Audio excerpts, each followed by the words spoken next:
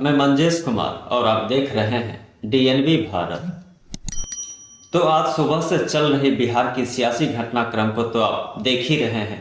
4 दिनों से चल रहे सियासी उठापटक के बीच आज सुबह नीतीश कुमार महागठबंधन सरकार को भंग करने के लिए अपना इस्तीफा राजभवन जाकर राज्यपाल राजेंद्र विश्वनाथ आर्लेकर को दिया।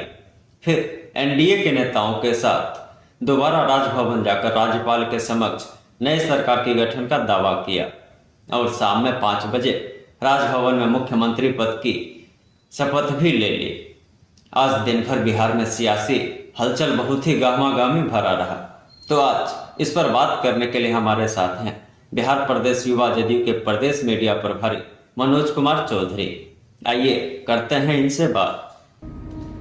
नमस्कार मनोज जी, आपको बहुत बधाई हो। आपके नेता नीतीश कुमार आज 9वीं बार मुख्यमंत्री पद का शपथ लिए। आज एक बार फिर आपने महागठबंधन का साथ छोड़कर एनडीए की सरकार में साझेदार बने हैं, क्या कहना चाहेंगे आप? देखिए, हमारी पार्टी, हमारे नेता सिर्फ और सिर्फ विकास में विश्वास रखते हैं। हम लोग जनता का काम करना जानते हैं। जिन वादों को करके हम लोग सत्ता में आए थे उसको पूरा करने का हम लोग प्रयास करते हैं।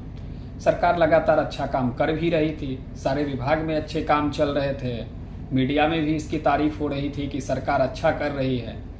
लेकिन आरजेडी के कुछ नेताओं के द्वारा इस तरीके की चर्चा की जा रही थी कि जैसे वो सरकार का काम न हो करके किसी एक खास व्यक्ति के द्वारा किया जा रहा हो। वो अपने नेता की बार बार चर्चा करते थे, खुद क्रेडिट लेने का प्रयास करते थे, जबकि सारा काम माननीय मुख्यमंत्री श्री नीतीश कुमार जी के नेतृत्व में हो रही।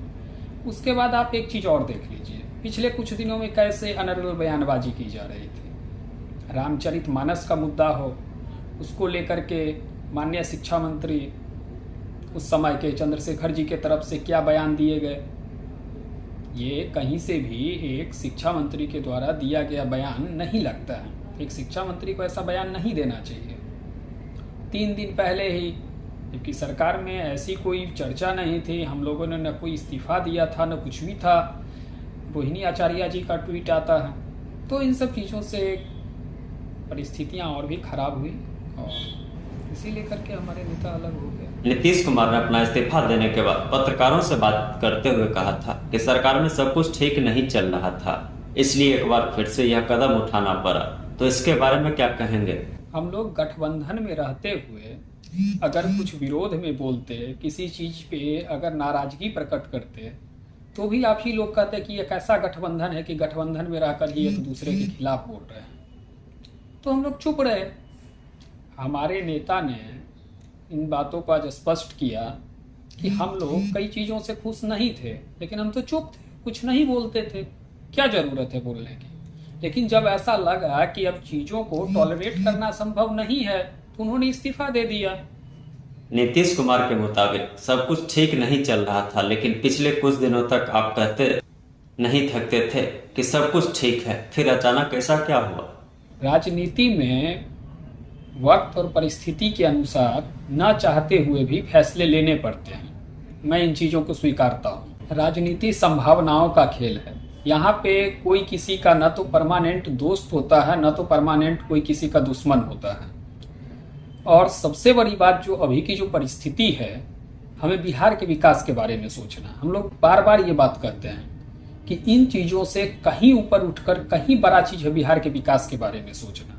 और बिहार के विकास के लिए हमें जो भी निर्णय लेना होगा वो हमें मंजूर है।